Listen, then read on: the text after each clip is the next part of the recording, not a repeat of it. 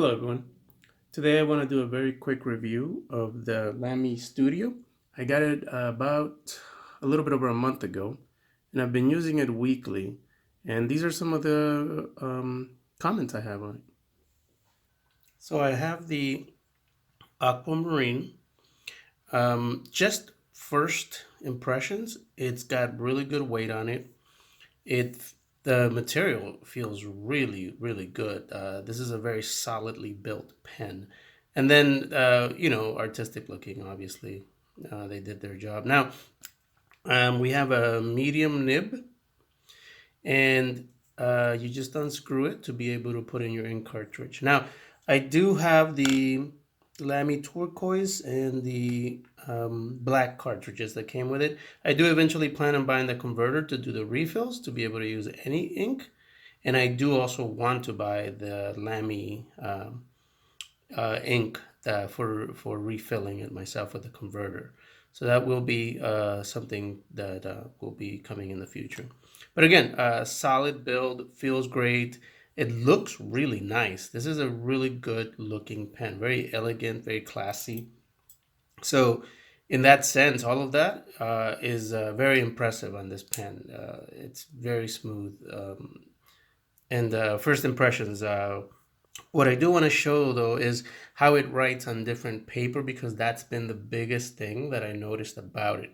And only because I use different notebooks, so I started noticing the difference on the paper style and which one fit best for it and which one just was not working well for me. So my first and always go-to paper is the Rhodia paper.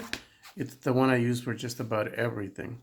Now, the one thing I noticed about this one is that, well, let me show you. So here I did just a writing test on the Rhodia. As you can see, right off the bat, you'll notice some railroading. You'll notice the false start, for example. So here you can see all of them, right? So you have that happen over the A. You have the railroading on the S here. And then you have the false start on test here. And then we see that again here and here with the railroading. And again, on the other papers, you don't see that happen, but the paper is more absorbent. It just depends what type of notebook you have that you're doing your everyday writing in and how this pen is going to react to that. So it's something to take into consideration when you think about this pen. Here, I'll be using this graphic paper that I use for practice and things like that. Here you'll notice the paper really soaks up the ink, so you don't have that problem.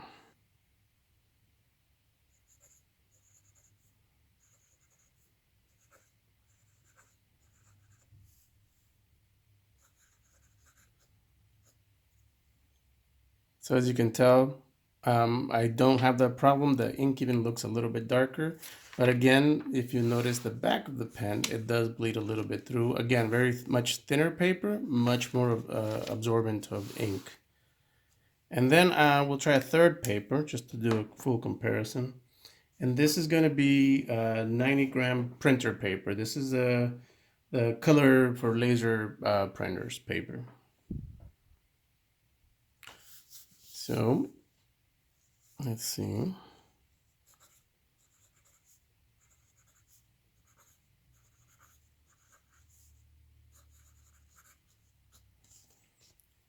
Very absorbent to the ink, very black ink.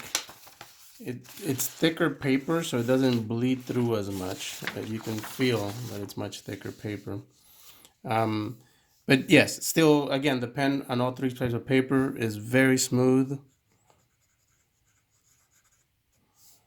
But even though Rhodia is my favorite place to normally use all my pens, this pen doesn't seem to work well with that either. Maybe it's too I'm not sure, too slick, dry.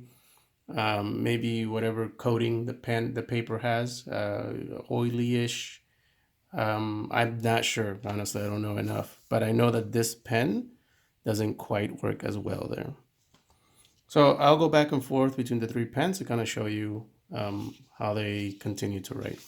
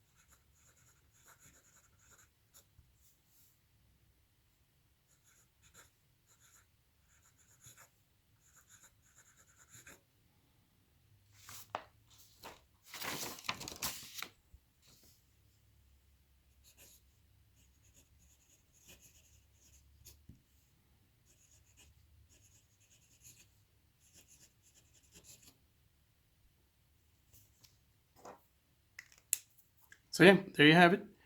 Um, Again, it's a very good pen, very well built, very solid.